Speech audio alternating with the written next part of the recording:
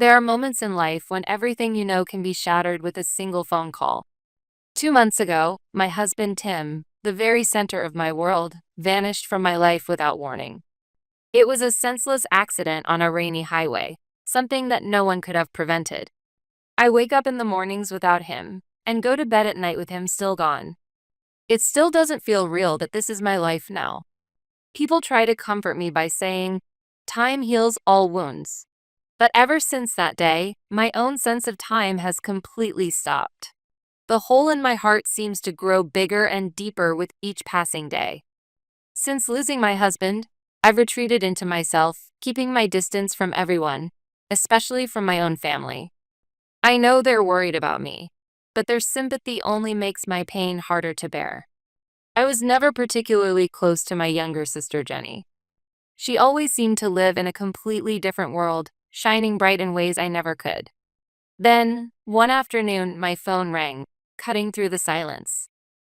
Jenny's name flashed on the screen. It was so unusual that I remember my heart skipped a beat. Hey, Heather. Next Sunday, we're throwing a birthday party for my sweet little Matt's first birthday. You have to come. Matt, my tiny nephew whom I'd never even met. Honestly, I hesitated. Would it really be okay for someone like me, weighed down with grief, to show up at such a joyful event? But then, a thought struck me. Maybe this was a chance, maybe a gift from above, an opportunity to reconnect with my family, who I'd kept at arm's length for so long. Maybe this was the first step to climbing out of the depths of sorrow. So I went into town and searched for the perfect gift. I chose a sterling silver dinnerware set from a renowned jeweler, hoping it would bless my nephew's bright future. The weight of it in my hands seemed to give strength to my resolve. I pictured myself handing the gift to Jenny, laughing together, holding Matt in my arms. Yes, I could do this. Even if it's just a small step, I needed to move forward. Back then, I had no idea. That party wouldn't heal my wounds. Instead, it would become the beginning of a cruel trap, one that would strike even deeper and leave me more broken than ever. On the day of the party, I took a deep breath and rang Jenny's doorbell. The moment the door opened, I was hit by a wave of lively music, sweet perfume, and laughter that seemed to bounce off the walls. Inside, the house looked like something out of a fairy tale, pastel-colored balloons and garlands everywhere. The living room was packed with elegantly dressed guests, Jenny's friends and distant relatives, chatting with drinks in hand. Everyone looked so happy, while I, in my black dress, like a mourner at a funeral, felt like a colorless ghost, utterly out of place. Heather, you made it. Jenny wove through the crowd to greet me, her figure-hugging dress and flawless makeup making her shine. Happy birthday. Where's Matt? Oh, he's napping in the back room. I'll introduce you later, she said, her eyes drifting to the fancy shopping bag in my hand. Oh wow, what's this? It's a present for Matt. It's nothing special, really. Don't be silly. Thank you so much. With a theatrical gesture, Jenny hugged me, then immediately took the bag and disappeared toward a table piled high with gifts. That was the extent of our conversation, just a fleeting exchange, yet I felt exhausted. About an hour later, when the party was at its peak, Jenny suddenly picked up a microphone and tapped her glass.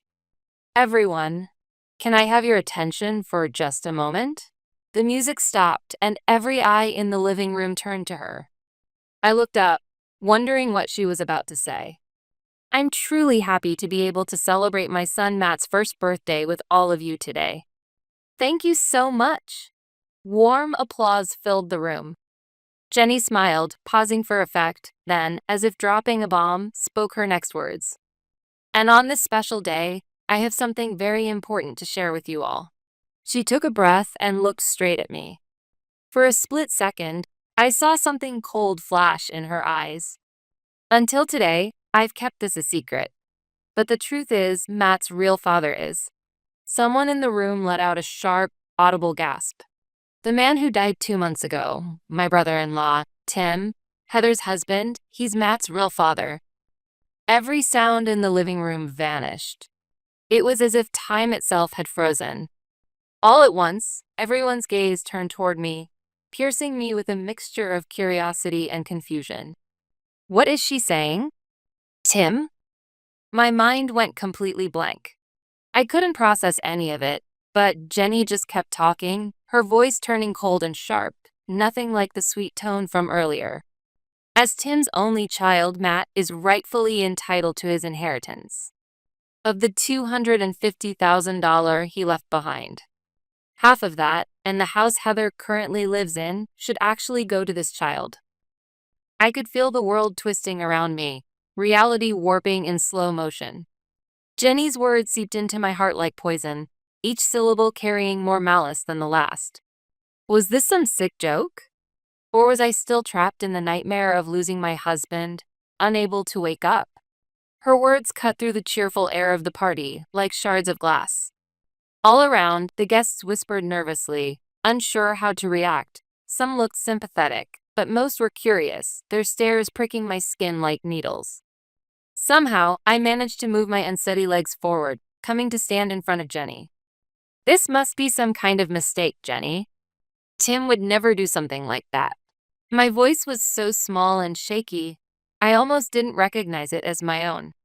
But Jenny didn't even flinch. She gave me a smile, half triumphant, half pitying, then pulled her phone from her bag. Mistake. I don't blame you for thinking that. You never really knew Tim at all, did you? She unlocked her screen with practiced ease and thrust the phone in front of my face. Can you still say the same thing after seeing this? It was a photograph. A restaurant by the sea I recognized instantly. But sitting next to Tim, leaning close and grinning from ear to ear, was Jenny, not me. Suddenly, my heart felt as if it had been dropped into ice water. Since when? Since the summer before last. That weekend you told me you'd be away on business trips and asked me to watch your house. Jenny began to swiping through the photos, almost enjoying herself. More and more secret memories appeared. A picture of the two of them kissing in what looked like a luxury hotel suite. Jenny curled up asleep in Tim's car. And worst of all, a string of private messages. I can't keep lying to Heather any longer. Jenny, you're the only one I love. When are you going to tell her the truth? I swear I will, before the baby is born. I want to start a new life with you and our child. Every word seared itself into my brain. All the while I'd been suffering through infertility treatments, he'd been planning a new family with my own sister right under my nose. At that moment, everything I believed in, love, kindness, all the happy memories of my marriage, was twisted into something ugly, nothing but a filthy lie. No, this is all a lie. Clinging to one last hope, I turned desperately to my parents, who stood nearby. Mom, Dad. Say something. Jenny's lost her mind. But neither of them tried to stop her. Instead, both looked away, shame written all over their faces. Their silence said everything. You knew? At my question, my mother opened her mouth hesitantly. Heather, we just... Since when? At the sound of my low voice, my father finally spoke, sounding resigned and heavy. Jenny told us about 7 months before the accident. 7 months. The words felt like something inside me finally snapped. All this time, they'd known everything. While pretending to pity me, listening to my stories at family dinners, they'd all been part of this cruel, calculated betrayal behind my back. There was not a single person in this room who was truly on my side. Not one person who really loved me. Not now, not ever. I found myself unable to say another word. I simply took a slow, unsteady step backward, burning the faces of these traitors into my memory. Then I turned and ran from that place, away from everyone who had ever betrayed me. I heard my mother call my name behind me, but I never looked back. I have no memory of how I managed to get home from that hellish party. All I can recall is the way my hands shook with anger and despair as I gripped the steering wheel. Back at home, I was just a shell of myself. Photos of Tim and me laughing together, his favorite mug, the clothes still hanging in his closet. Every little relic of our happiness now felt like a cruel prop, mocking me in every corner of the house. I collapsed onto the sofa and stared at the ceiling for hours. No tears came. It felt as if grief itself had been blown away, so utterly overwhelmed by the shock of betrayal. Instead, I felt something cold and hard begin to take shape deep inside me. It was anger. A few days later, just as I expected, I received a thick envelope from Jenny. It was from a lawyer, official legal documents formally demanding a division of Tim's estate. Inside, a meticulously listed inventory of Tim's assets spelled out, in cold legal terms, that Matt was entitled to half of everything. My phone rang endlessly with calls and messages from my family. My father, pleading, "Heather, please, just let us explain." My mother, trying to justify, "Don't make a scene. Do it for the child." But their words meant nothing to me anymore. I blocked every single number. In my heart, I'd already cut all ties with them. There was no way I was going to give in and let them have their way with what Tim left behind. This wasn't about money anymore. This was about my dignity. I opened my contacts and searched for the name of someone I'd been introduced to by a college friend, a top attorney specializing in inheritance law. After a few rings, a calm male voice answered. "Kevin Smith, Law Offices. How can I help you?" With trembling lips, I began to speak. "My name is Heather. I'm about to be dragged into a legal battle over my husband's inheritance, against my own sister." Kevin listened to my scattered story all the way to the end without interrupting once. And when I finished, he said firmly, "Heather, I know this must be incredibly hard. But you're not alone. I promise I will do everything in my power to protect you." The moment I heard those words, it was like a faint, warm light breaking through the ice around my heart. Yes, I will fight. Even if the whole world turns against me, I'll never give up on my own life. My counterattack had begun. But the first meeting with Kevin tested the limits of my resolve. Copies of all the evidence Jenny's side had gathered were spread out across the heavy conference table. "To be perfectly honest, the situation does not look good," Kevin said evenly. "The photos, the message logs, and most of all, the fact that your parents are backing Jenny's claim. With all this, there's a high chance the court will be sympathetic to Jenny and her son. I knew that already. But hearing it again from an expert made the truth hit even harder, weighing me down. Could I really win? Was this fight just a hopeless, desperate struggle? Doubt crept in like a black fog, slowly suffocating my confidence. That night, as I sat sunk deep into the sofa, staring at nothing, my phone buzzed softly. On the screen was Wynne, my mother-in-law. I'd told her about today's meeting. After the party, it was Wynne, not my own parents, who came running and wrapped me in her arms. Even when Tim was alive, she and I had been able to talk about anything, as if we were real mother and daughter. But now, I was almost afraid to feel her kindness, knowing I might disappoint her. After a few rings, I steeled myself and picked up, my voice barely a whisper. "Hello? Heather? It's me. Are you okay? I was worried about how your meeting went today." Her warm, caring voice on the other end was just the same as always. And in that moment, everything I'd been holding back threatened to overflow. "I'm sorry. The situation. It's as bad as it gets. The lawyer says the evidence Jenny prepared is just too strong.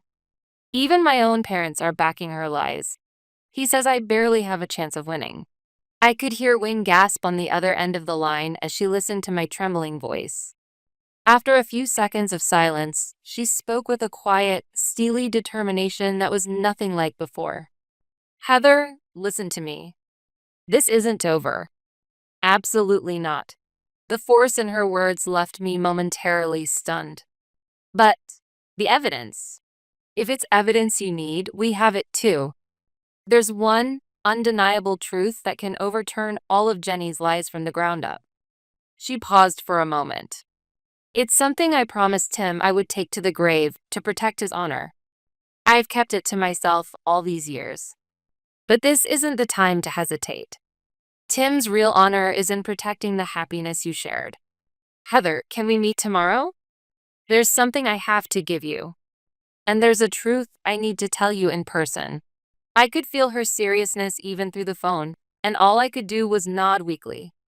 The next day, we agreed to meet at a quiet cafe in the center of town. I arrived first, nervously sipping coffee to soothe my dry throat as I waited. A few minutes later, Wynne walked in. She sat quietly across from me, her expression full of pain as she looked at me. Thank you for coming. First, I need you to believe this. Tim never betrayed you. Those words hit me like a tidal wave. Gina called me, crying, after she found out what happened at the party. She was heartbroken about having to break a promise she made to Tim. But she said, if it's to protect my brother's honor and Heather, then I have no choice. So she told me everything. Wynne slowly, carefully relayed what her daughter had shared. About 6 months before the accident, Tim came to his sister Gina, desperate for advice. He told her that your sister Jenny had been pursuing him relentlessly. At first, he tried to turn her down gently, but her behavior escalated. She even showed up at his work. No, Tim loved you too much to ever want you to find out. He told Gina, Heather is sensitive. I can't let her suffer because of family drama. So he asked her to keep it secret. All those photos and messages Jenny showed at the party? They were all malicious fabrications, created by her alone. Wynne met my eyes directly. Then, from her leather bag, she pulled out a slightly worn brown envelope and slid it across the table to me. With trembling hands, I opened the envelope. Inside were several medical records, bearing the name of a local general hospital. The moment I read the technical medical terms, I was at a loss for words. Diagnosis: azoospermia. Male infertility. Probability of natural conception is nearly 0. It felt like I'd been struck in the head. Wynne quietly explained. When he was a student, Tim was in a car accident. He survived, but afterwards, the doctor found an abnormality in one of his testicles. Further testing revealed he was infertile. The only people who ever knew were me and Gina, whom Tim told himself. Tears streamed down my cheeks, unstoppable. But they weren't tears of sorrow. They were tears of relief, because the love I believed in had never been tainted. My husband had never betrayed me. Even while suffering as a man, he kept that secret with his sister, fighting the burden alone so he could protect me. A new feeling took hold in my heart, a quiet, unyielding resolve, harder and stronger than anger. This was no longer just a fight for my own dignity. Now, I was fighting to protect the honor of the man I loved, and the truth of our marriage together with his family. With this, I could completely overturn the flawless lie Jenny had created. It was the one piece of absolute, undeniable evidence. I gripped the medical records tightly. The air in the courtroom was cold and tense. In the gallery, relatives from the party and curious onlookers whispered, their eyes boring into me. All I could do was stare straight ahead, clutching Kevin's hand tightly at my side. On the witness stand, Jenny played the tragic heroine. A plain black dress, barely any makeup. With the occasional tear and trembling voice, she told her forbidden love story with Tim as if it were gospel truth. We truly loved each other. But we couldn't bear to hurt my sister, so we kept it secret. My parents took the stand next, perfectly backing up Jenny's lies. My mother cried as she described their struggle with the relationship. My father testified gravely that Tim was truly looking forward to Matt's birth. Their story was airtight, and even the judge's face seemed to be softening with sympathy for Jenny. I could even hear quiet sobs from the gallery. It felt like I was being slowly suffocated, caught in an inescapable web of malice. Jenny's witnesses finished, and the courtroom fell silent. Kevin stood up quietly. Your Honor, at this time, the defense would like to submit a decisive piece of evidence. He handed copies of the medical records Wynne had given him to the judge and Jenny's attorney. The courtroom buzzed with whispers as Jenny's lawyer looked over the documents, a deep frown creasing his brow. What is this? These are the test results from when the late Tim was in a car accident as a student. As clearly stated, he was incapable of fathering children from that time onward. The entire courtroom fell dead silent. For the first time, Jenny's once confident expression froze.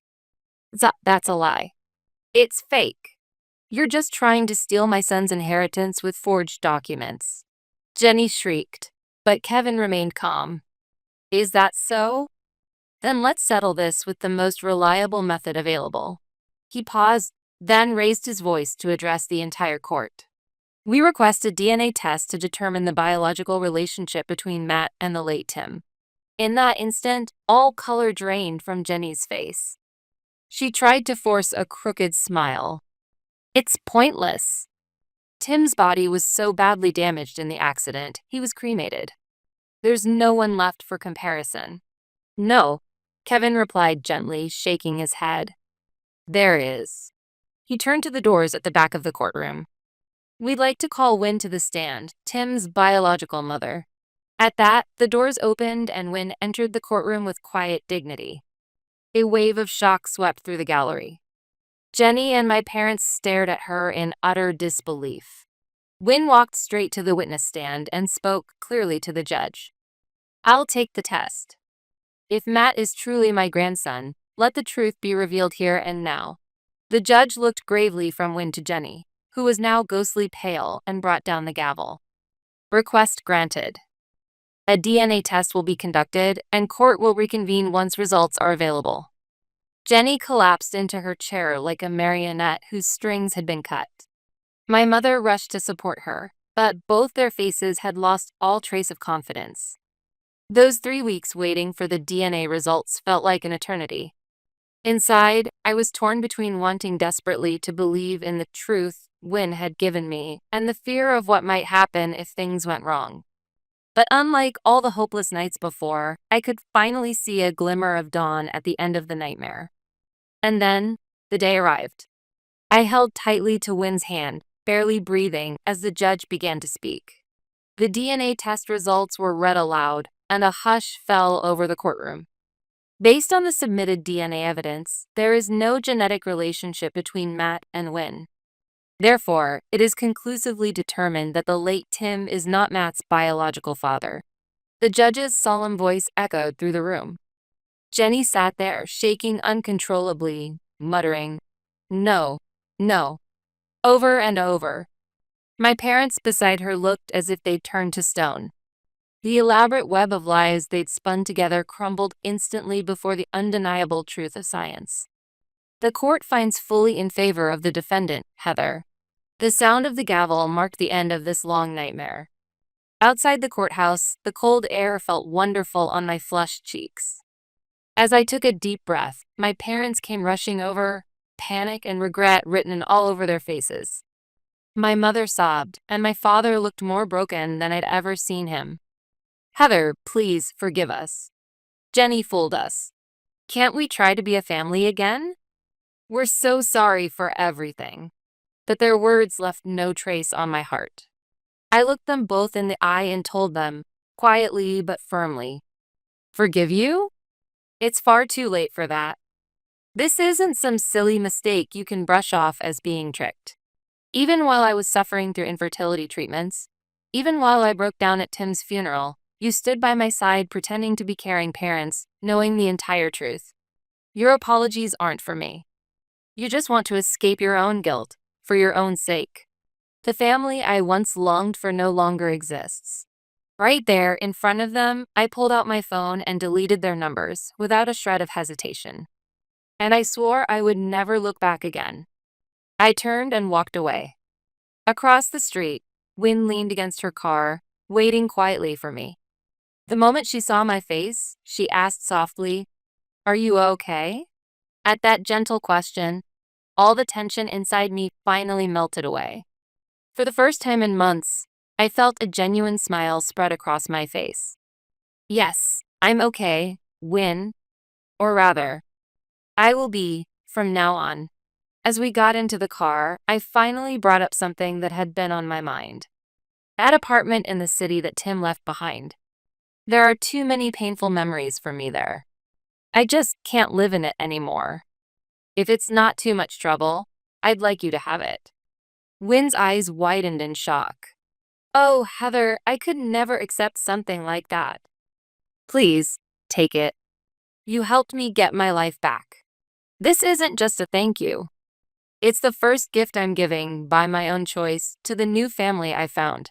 She was speechless, emotion glistening in her eyes. Gently, she reached out and squeezed my hand. Thank you. I've never had a daughter of my own. To think I'd finally gained such a wonderful one, right at the very end. Half a year has passed since then. I've returned to work and am pouring myself into an exciting new project. On weekends, Wynn and I meet for dinner or visit art museums together.